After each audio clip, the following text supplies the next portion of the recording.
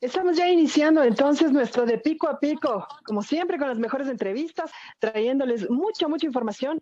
Y esto salió de una cosa muy linda. Vi un video que casi me muero de amor en el Facebook, en la página de Fundación Cóndor, justo el 16 de febrero. Un video nos atravesó el corazón. Había nacido un polluelo de águila andina, o también conocido como águila inca. Por eso quisimos hablar con quienes están de cerca haciendo este trabajo maravilloso, quienes están siempre preocupados de todo lo que afecta a las aves aquí en el país. Y vamos a saber un poco más de este nacimiento y vamos a saber un poco más en sí mismo de la especie. No se la conoce mucho al águila inca. Mucha gente ni siquiera sabe que existe una águila andina. Bueno, para eso hemos invitado a Sebastián Con. Él es investigador de Fundación Cóndor Andino. Sebastián, bienvenido a De Primera Garra. Muchas gracias, Maritza Shadi, gracias por la invitación. Ya saben, siempre dispuestos a venir y conversar con ustedes de los temas tan importantes que tratan, ¿no? Que lamentablemente no se los trata en la mayoría de otros medios, ¿no? Shadi. Así es, Sebas, ¿cómo estás? Qué gusto tenerte acá en nuestro programa y sobre todo hablando de animales. Así que vamos a empezar la entrevista. Quisiera, porfa, que nos cuentes un poquito acerca del trabajo que realiza la Fundación Cóndor Andino y de ahí vamos a pasar a hablar acerca de esta especie para conocerla un poquito más. Claro, sí, bueno, en la Fundación Cóndor Andino trabajamos para conservar nuestra biodiversidad desde una base técnica científica, ¿no? Entonces, lo que vemos es que puede ser que tengamos las mejores intenciones, que si no hacemos las cosas con un propósito real y si no sabemos por qué las hacemos, muchas veces no sirven para conservar las especies que queremos conservar, aunque tengamos las mejores intenciones. Entonces nosotros investigamos especies paraguas amenazadas en el país y utilizamos ese conocimiento para conservarlas y conservar a las especies que comparten el hábitat con ellos, ¿no? Esas son las especies paraguas, justo que mencioné, que son especies que ya sea por lo emblemáticas que son, por el espacio que ocupan, por su rol en el ecosistema, que sabemos que si es que les conservamos a esas especies, conservamos a todo el ecosistema, ¿no? Entonces, eso es lo que nos enfocamos nosotros. Y bueno, sí, ya llegando ya llegando a lo ya más puntual, en eso tenemos el proyecto de investigación del cóndor andino, que es por lo que mucha gente nos conoce, pero también trabajamos con el águila andina, con osos de anteojos, con anfibios, con una gran variedad de especies de fauna. Preciso me contestaste antes, antes de que te hiciera la pregunta. Te iba a preguntar precisamente estamos conectados, estamos en unido, bien está.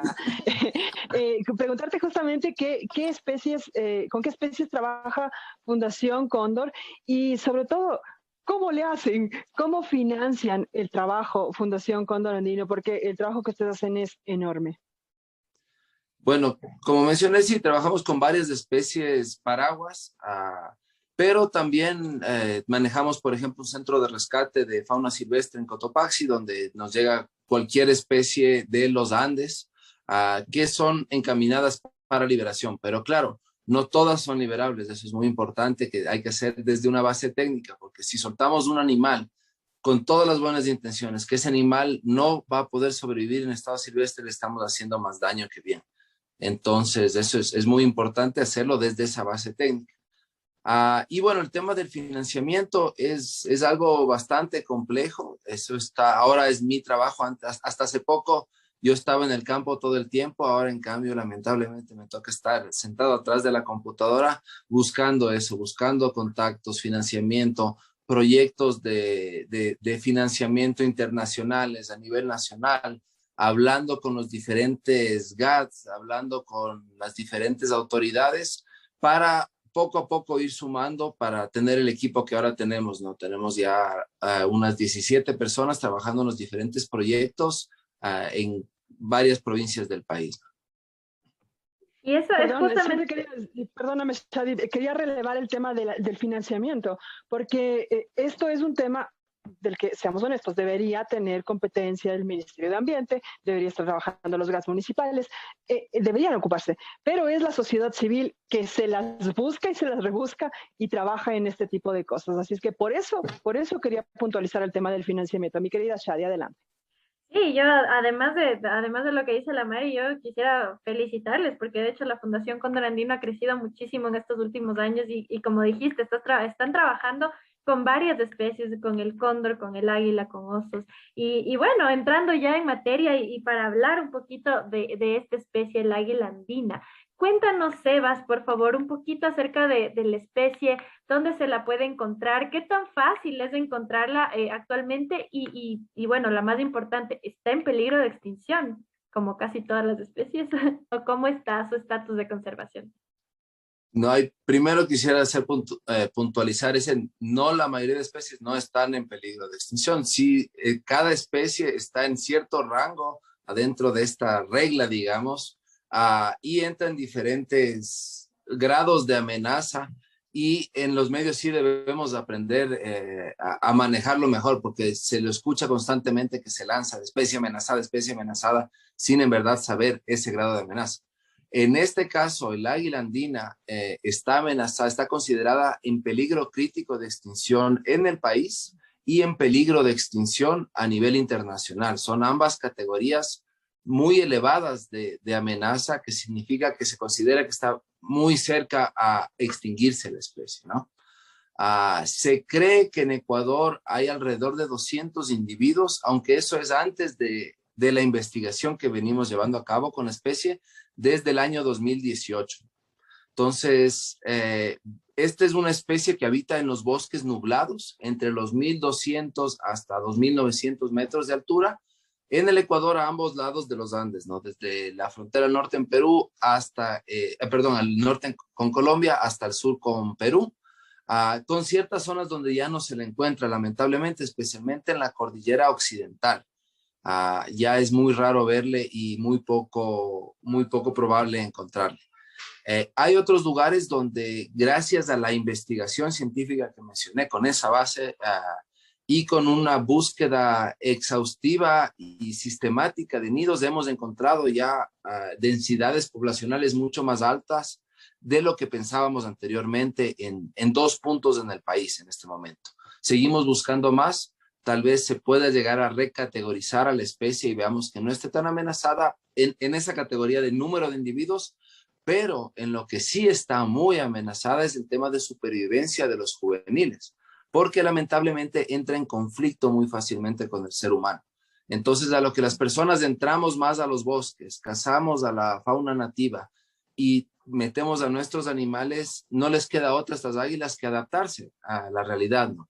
Entonces ellas comen pavas de monte principalmente y mamíferos medianos y pequeños, pero el rato en que ya no están estos en el bosque y de repente tienes una gallina gorda ahí en un potrero, además que no tiene ni dónde esconderse la gallina, se van a adaptar, ¿no? Es como la gente en la ciudad que come solo comida chatarra, ¿no? Es lo fácil, lo rápido, te deja satisfecho, pero a la final no es tu comida natural, ¿no?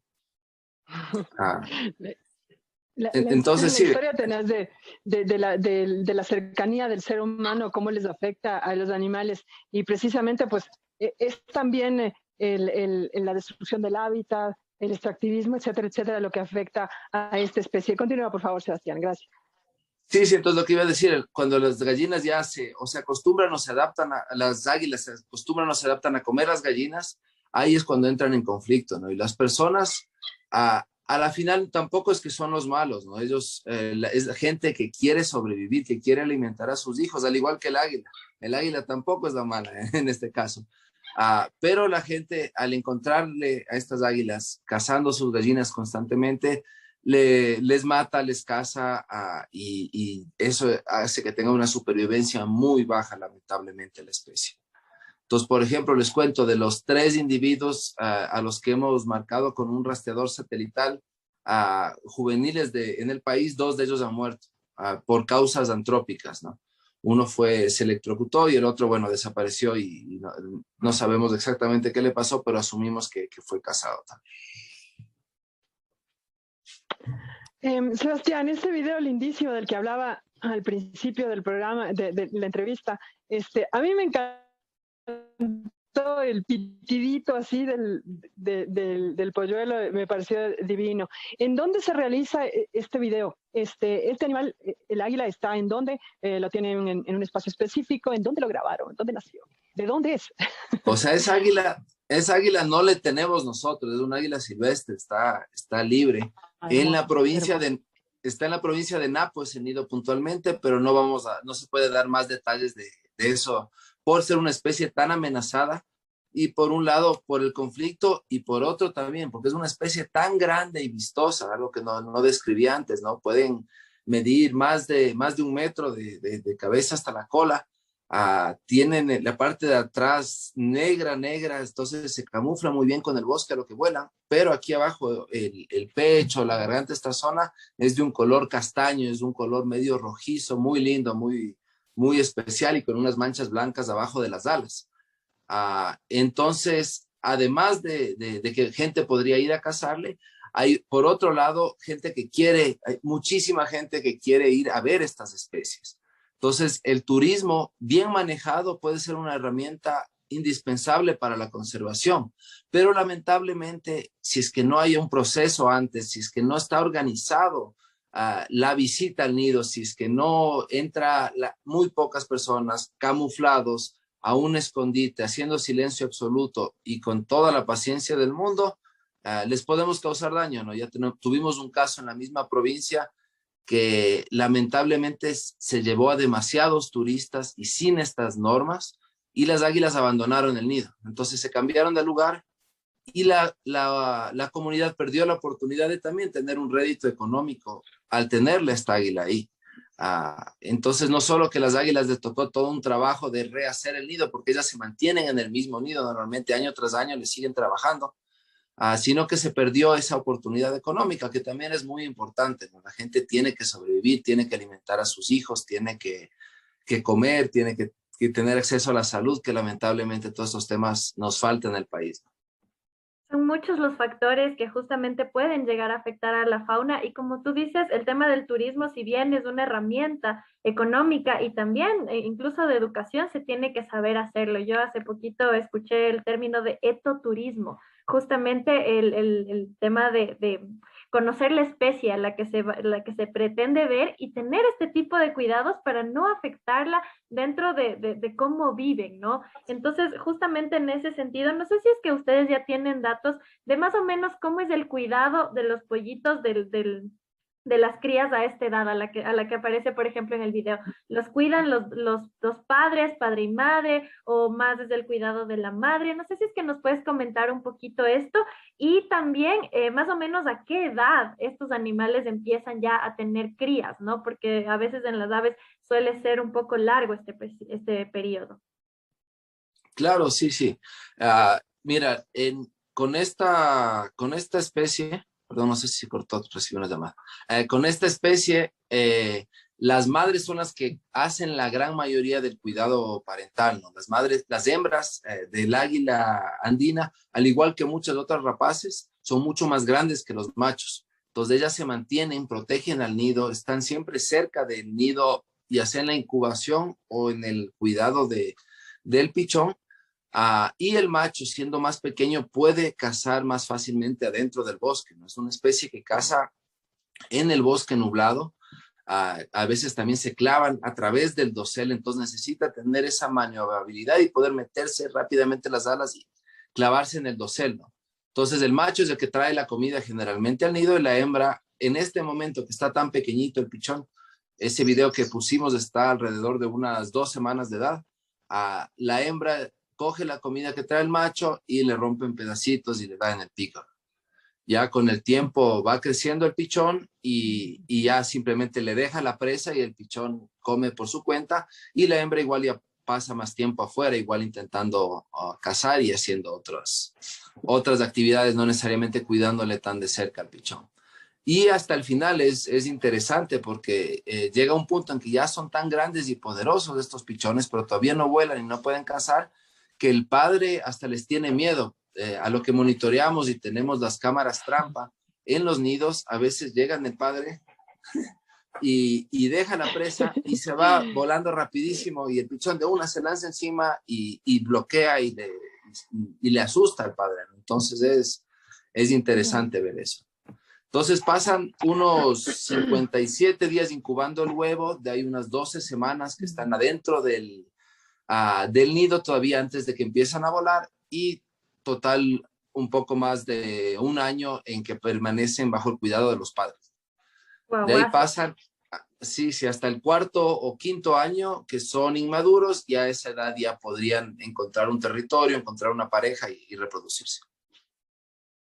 Sebastián, ¿hay algún espacio en donde ustedes tengan águilas incas protegidas o todas las que están monitoreando están libres? Nosotros les monitoreamos en estado silvestre. En el país, legalmente se conoce que hay unos 3 individuos en 2 zoológicos de conservación en el Bioparque Amaru en Cuenca. Ahí hay un individuo que fue rescatado de cautiverio ilegal. Alguien le había bajado del nido y lo tenía en su casa. Y el individuo está improntado, lamentablemente, entonces no se podría liberar. Sería muy, muy irresponsable liberar un animal así. Entonces ese individuo le están entrenando y ya está haciendo trabajo de educación ambiental con chicos, con la gente de la comunidad y la gente de Cuenca. Entonces ya puede volar, vuela alrededor de la gente que está ahí, que va a visitar al zoológico y conoce a la especie, ¿no? El rato de verles, es muy especial esta especie porque está bien cerca a nosotros, pero ni la conocemos y tiene una mirada y tiene una vocalización muy especial. Es que si ya la escuchaste, te atrapa, ¿no? Es bastante especial. Y de ahí en el zoológico de Guayabamba también hay 2 individuos que no pudieron ser liberados. El uno sí está en exhibición y está también ayudando a educar a la gente acerca de la especie, ¿no? Que le conozca. Además de que Claro. son enormes, ¿no? Como tú decías, o sea, puede ser un ave que puede llegar a medir casi 1 metro, o sea, de la cabeza a la cola, nos decías, ¿no es cierto? Entonces, ¿cuáles son las causas principales, por ejemplo, para que la gente las agarre? Yo tengo ahí una anécdota igual con otra rapaz, que hay gente que cree, por ejemplo, que las rapaces se pueden cruzar con algunas aves de corral, con algunos gallos, para hacer gallos de pelea. No sé si es que ustedes han tenido algún otro mito o alguna cosa para que la gente trate de atraparlas, por ejemplo, a esta águila andina. Con esta especie no hemos oído eso, no significa que no pueda pasar. Con curiquingues es lo que hemos oído, lo que mencionas, que quieren cruzarle con gallos de pelea, que a la final no funcionan, no son especies diferentes, no se van a poder cruzar.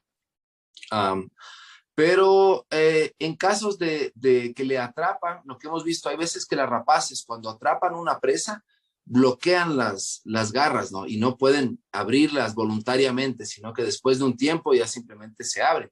Y a veces se quedan agarrados de una presa demasiado pesada y no se pueden ir. Y hemos tenido casos que la gente llega y les atrapa así, o les mata a palazos también. Otros casos que se han metido a gallineros, que la gente se descuidó, dejó abierta una puerta y llegó a meterse y les atraparon así, ¿no? Pero es muy peligroso, ¿no? Es una especie con unas garras prácticamente del tamaño de mis manos y podría hacer mucho daño si es que uno no sabe manejarle bien. Impresionante, Sebastián, un animal realmente, realmente hermoso. Hace poquito tiempo, la prefectura de Pichincha estuvo eligiendo el ave emblemática de Pichincha y estuvo el águila andina. Es más, fue mi favorita. Yo voté por esa. Yo creía que gané esa justamente por el nivel de vulnerabilidad de este animalito. ¿Cómo ves tú el apoyo de los municipios, prefecturas, gobierno, etcétera, etcétera, para la conservación, para los trabajos de conservación que hacen ustedes en Fundación Cóndor? En general ha sido muy, muy bajo ese apoyo. Hemos logrado concursar y ganar concursos del Fondo Ambiental en Quito, por ejemplo, para hacer trabajo. Hemos buscado apoyos, siempre han sido pequeños en diferentes GATS. Pero en este momento en la prefectura vemos que hay un interés de conservar. Han hecho este tema del ave emblemática en el cual involucraron a la sociedad civil, que fue bastante positivo. Estuvimos también nosotros ahí apoyando en el proceso. Y sí, también queríamos que gane el águila andina, ¿no? Porque a pesar de que estaba el cóndor, también sí. El cóndor ya le conocemos y ya le tenemos en el corazón los ecuatorianos. El águila muy poca gente la conoce, ¿no? Entonces sí hubiera sido muy lindo. Y me contaron a la gente de la prefectura que ganó el Tucán del Chocó por unos 60 votos, parece. O sea, muy poquito fue. Pero bueno, o sea, sí, no es una especie que está amenazada, pero bueno, espero que eso le dé empuje a la lucha antiminera en el Chocó andino, que disculpen, como biólogo a mí sí me molesta que se use ese término, porque esa zona que llamamos del Chocó andino, un pedacito pequeñito es del Chocó, en verdad. La gran mayoría es de los Andes tropicales, que es una bioregión mucho más diversa que el Chocó o que el Yasuní también. Entonces debemos empoderarnos de eso, porque el Chocó, la gran mayoría del Chocó está en Esmeraldas, está en la zona baja del Carchi y está desapareciendo. No está nadie o muy pocos están ahí tratando de parar eso, y hay fuerzas muy grandes que están destrozando el Chocó. Aquí estamos protegiendo en el noroccidente de Pichincha, es los Andes tropicales, que también está amenazada y también es extremadamente biodiversa, pero a mí yo sí quiero que se puntualice esa diferencia, ¿no? Sin quitar mérito al trabajo importante de conservación que están haciendo los compañeros ahí, ¿no? Y suena bien raro, déjame decirte, suena súper raro. Los Andes tropicales, perdón, suena casi un oxímoron. Es exactamente. Raro. Pero justamente vean, el Yasuní conocemos como el lugar más biodiverso del planeta. Pero digamos, cogemos en el Yasuní y vemos 1 hectárea del Yasuní, y sí, esa 1 hectárea no va a haber otra hectárea en todo el planeta que sea más diversa que esa hectárea. Pero si es que pasas a la hectárea al ladito de esa, va a ser exactamente igual o muy parecida a la que ya vimos, súper diversa. Y la siguiente también. Entonces, de esa 1 hectárea pasas a 100 hectáreas, ya no es tanto. En cambio, aquí en los Andes tropicales, de 1 hectárea a la siguiente es completamente diferente la composición de las especies, porque cambia la altura, cambia la humedad, cambia la precipitación.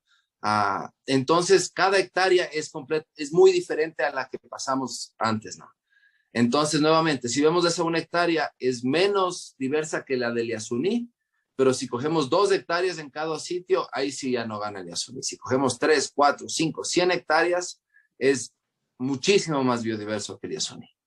Es que es valiosísimo justamente reconocer que tenemos toda esta riqueza por la geografía y por varias otras cosas, ¿no? Que tenemos todavía muchos animales y tenemos todo este territorio importantísimo de defender y de conservar por todo lo valioso que vive, ¿no? O sea, siempre decimos que en realidad lo más valioso está sobre el suelo y no debajo de él, así que vamos a seguir ahí también transformando, conociendo y sobre todo protegiendo. Quería preguntarte, Sebas, ya para ir cerrando un poquito la entrevista, su trabajo se ha enfocado mucho en poner, en colocar en los animales cámaras, ¿no es cierto? Cámaras para poder monitorear lo que están haciendo, ¿cómo se llaman se me fue el nombre, pero sí, los monitores de estos para que ustedes puedan ver por dónde van, dónde hacen los nidos, etcétera, etcétera. Estaría dentro de los planes también intentar poner un rastreador, sí, ahí está la palabra, gracias. Un rastreador a este pichoncito en el futuro para ver qué es lo que puede hacer él. Y bueno, o sea, teniendo en cuenta de que también publicaron una fotografía de uno de los cóndores marcados hace tiempo, el cóndor Ares, que creo que es el número 6, si no me equivoco, que lo vieron, ¿no? O sea, justamente para eso es para lo que sirve este tipo de monitoreo. Entonces, cuéntanos si es que estaría dentro de los planes, ojalá ponerle un rastreador a este pichoncito y cuáles serían como los planes a futuro también.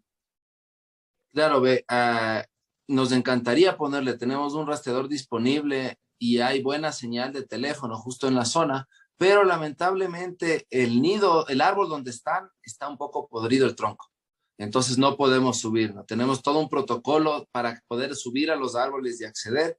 Y si es que vemos un riesgo, ya sea para el pichón o para el equipo, no subimos. Y en este caso está una parte del tronco podrido y no podemos tomar el riesgo de que esté uno de nosotros arriba y se vaya todo el árbol. Para el pichón y para nosotros sería terrible, ¿no? Entonces, lamentablemente, no. Si podemos atraparle después de que ya empieza a volar, lo haríamos con muchísimo gusto. Y ahora ahí, a diferencia de los cóndores, ponemos unas bandas alares, ¿no? El número que va aquí a un lado, que mencionaste que recién vimos a la cóndor número 6, eso nos permite verle súper bien por años después de que el rastreador deja de funcionar, ¿no? Con las águilas no es lo más recomendable ahí, ellas tienen, como mencioné antes, tienen que pasar a través del dosel, a través de las ramas, y también es un color que puede hacer que no puedan cazar tan fácilmente. Entonces, normalmente no se les pone bandas alares a águilas, se les pone unas anillas en los tarsos, en las patas, digamos, tienen la garra, esta parte de aquí es el tarso, ahí se pone una como pulsera. Pero el problema grande que tenemos es que esta especie tiene todos los tarsos llenos de plumas. Entonces es como un águila puesta a zamarros estos. Es muy, muy lindo eso también. Pero nos tapa los anillos. Entonces sí, les ponemos anillos también, pero llegan a ser tapados muy rápidamente y es muy difícil volver a verles como a las bandas alares de los cóndores.